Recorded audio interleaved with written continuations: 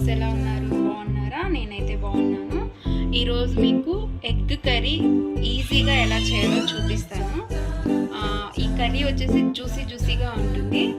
దీంట్లో నేనేం వేయబోతున్నానంటే ఎండు కొబ్బరి వేస్తే చాలా బాగుంటుంది కర్రీ. చూడండి, 6 ఎగ్ తీసుకున్నాను నేనైతే. ఇక్కడ వచ్చేసి ఒక 6 టమాటోస్ తీసుకున్నా. దీన్ని వచ్చేసి మిక్సీ చేసుకోబోతున్నా. ఇక్కడ కట్ చేసి పెట్టుకున్న onion, ginger garlic paste 1 tea spoon, garam masala, ధనియా పౌడరు, వచ్చేసి ఆవాలు, కారం, పసుపు, సాల్ట్. ఎలా చేద్దామో చూద్దాం రండి. చూడండి ఫ్రెండ్స్, ఇలా గ్రైండ్ చేసి పెట్టుకోవాలి. కొబ్బరి గ్రైండ్ చేసి పెట్టుకోవాలి. చూడండి ఫ్రెండ్స్, ఇలా వచ్చేసి గ్రైండ్ చేసి పెట్టుకోవాలన్నమాట. స్టవ్ మీద ప్యాన్ పెట్టుకునేసి ఒక 4 లేదా 5 టేబుల్ స్పూన్ ఆయిల్ తీసుకోవాలి. ఆయిల్ వేడయ్యాక ఇలా ఆవాలు వేసుకొని వేసుకోవాలి.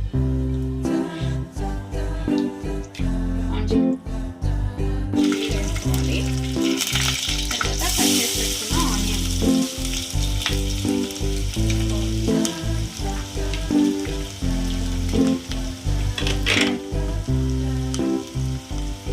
కరివేపాకు,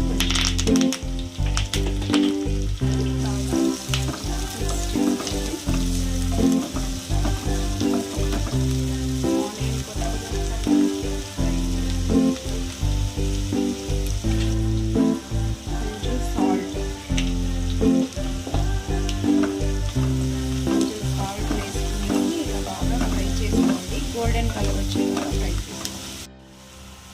ఇలా ఈ కలర్లో వచ్చినప్పుడు జింజర్ గార్లిక్ పేస్ట్ 1 స్పూన్ వేసుకునేసి ఫ్రై చేసుకోండి.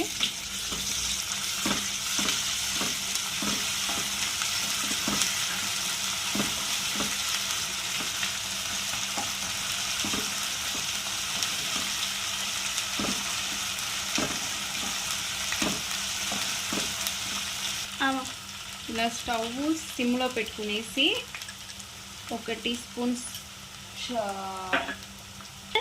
Tea spoon chilli powder, 1 tea spoon పసుపు, 1 టీ స్పూన్ ధనియా powder, 1.5 spoon, 1/2 tea spoon garam masala అన్నీ వేసుకునేసి బాగా మిక్స్ చేసుకోవాలన్నమాట. ఇది మిక్స్ చేసుకునేటప్పుడే మంచి స్మెల్ వస్తుంది, బాగా స్మెల్ వస్తుంది. ఇప్పుడు దీంట్లో కొంచెం వాటర్ వేసుకోవాలన్నమాట. 1/2 గ్లాసు వాటర్ వేసుకున్నామంటే ఆ మసాలా అంతా బాగా ఉడికి నూనె బాగా బయటకు వచ్చేలాగా వాటర్ వేసుకున్న తర్వాత ఇలా మూత పెట్టుకోవాలి. అది చూడండి ఫ్రెండ్స్, ఆయిల్ అంతా పైకి ఎలా తేలుతుందో చూడండి. ఇలా తేలేటప్పుడే మనం అప్పుడే మిక్సీ వేసుకున్నాం కదా టమాటో, అది వేయాలన్నమాట. బాగుంది, మీరు ఒకసారి ట్రై చేయండి, మీకు తప్పకుండా నచ్చుతుంది. ఇలా టమాటో పేస్ట్ వేసేసి బాగా మిక్స్ చేసుకోవాలన్నమాట. దీంట్లో కొంచెం ఉప్పు వేసుకోవాలి. చూడండి ఫ్రెండ్స్, దీనికి తగినంత మీరు కావాలంటే చూసుకొని వేసుకోండి. కారం కూడా కావాలంటే మీరు చూసుకొని వేసుకోండి. నాకైతే సరిపోతుంది.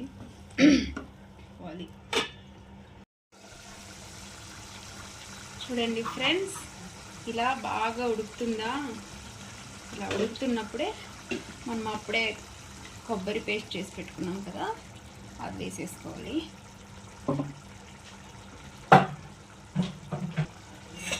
ఒక టీ గ్లాస్ నిండా వాటర్ వేసుకునేసి ఇలా మిక్స్ చేసుకోవాలి. ఇలా బాగా మిక్స్ చేసుకున్న తర్వాత మూత పెట్టేసుకోవాలి ఒక 5 నిమిషాలు.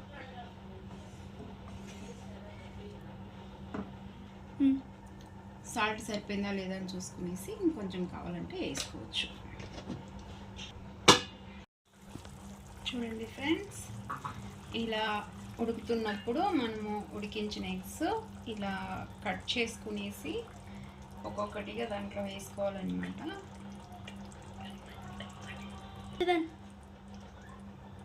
ఒకటి చూపిపిండి.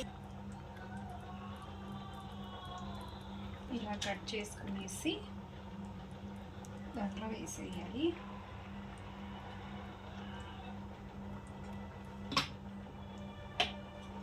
వేసిన తర్వాత ఒక్కసారి బాగా కలుపుకోవాలి. కలుపుకొని ఒక 2 నిమిషాలు మూత పెట్టుకునేసి ఉడికించుకుంటే చూడండి ఫ్రెండ్స్, ఎగ్ కర్రీ ఇప్పుడు స్టవ్ ఆఫ్ చేసుకోవాలన్నమాట. చూడండి ఫ్రెండ్స్, ఎగ్ కర్రీ రెడీ అయిపోయింది. నా దగ్గర కొత్తిమీర లేదు, అందుకే నేను కరివేపాకుతో కర్లిక్ చేస్తున్నా. చూడండి, ఇది వేడి వేడి చపాతీ, రైస్ అన్నిట్లలోనూ బాగుంటుంది. ట్రై చేసి చెప్పండి ఫ్రెండ్స్, కామెంట్ చేయండి. ఇలా రైస్లో తీసుకున్నాను అనమాట. చాలా బాగుంది కర్రీ. నేనైతే ఇలా రైస్లో తీసుకున్నా. మీరైతే చపాతీ, దోశ వీటిలో కూడా ట్రై చేయొచ్చు. చాలా బాగుంటుంది టేస్ట్. మీరు ఒకసారి ట్రై చేసి టేస్ట్ చేయండి.